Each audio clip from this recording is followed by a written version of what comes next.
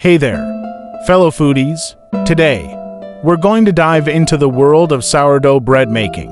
This delicious and versatile bread is not only tasty, but also a great way to explore the art of bread baking.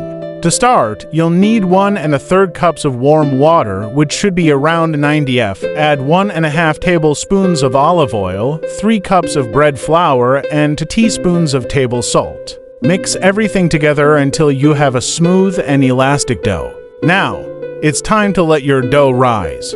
Cover it with a damp towel and place it in a warm spot for about 12 hours. After that, you'll have a beautiful sourdough loaf ready for baking. Remember to grease your pan with oil and dust your work surface with flour to ensure a smooth and easy baking process. Thanks for joining me on this sourdough bread making adventure. If you enjoyed this tutorial, don't forget to like, subscribe, and follow for more delicious recipes. Happy baking!